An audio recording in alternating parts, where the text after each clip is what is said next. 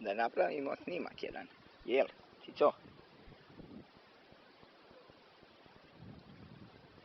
I moće se vidjeti. Evo ga, 2 udice.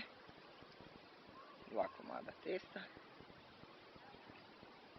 Mačka koja čeka. Ciću, ciću. Pogledaj. Uživaš. Pa da. Ćemo upecat ribu.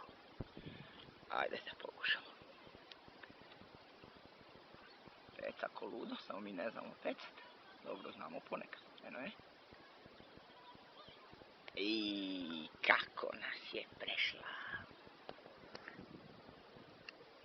Imamo ovdje brašno umešano sa vodom. Imamo kuvanu knedlu sa brašnom i kukuruznim brašnom. Imamo kuvanu samo sa običnim brašnom.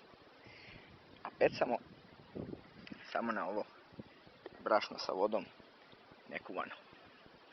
Jer se pokazalo najbolje. Peca ko ludo. Ali smo mi naučili na crva. Eno je, peca. Možda i upecamo nekad. Jaoj. Još da kažem da su se ovdje malo pojavili neki strašni predatori. Odavde su došli. Ulazili, pravili talase i samo ovdje zavrnuli na ove sope što su se okupile oko mog hranjenja i pecanja.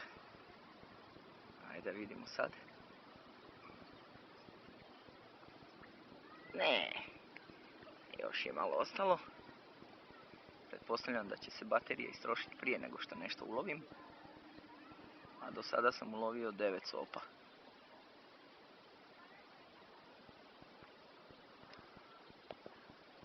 Ajde još jednom. Vidi, nema plovka. Puštamo da pojede sve. Jao. Da su nam ovdje crvići napravili bi pomor.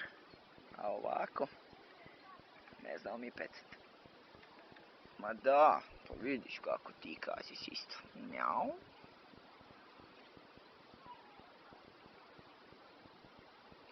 Evo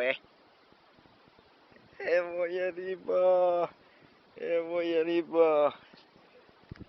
Uhvatili smo ribu na snimku je.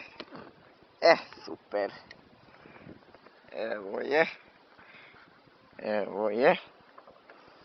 Evo je jedna sopica. Kao naša bodorka. Evo ga, ajde, obećao sam ti. Ajde. Eto.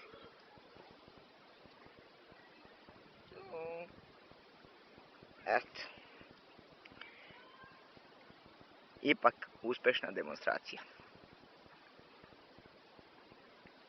I naravno još da pokažem malo okolinu. Super je dan.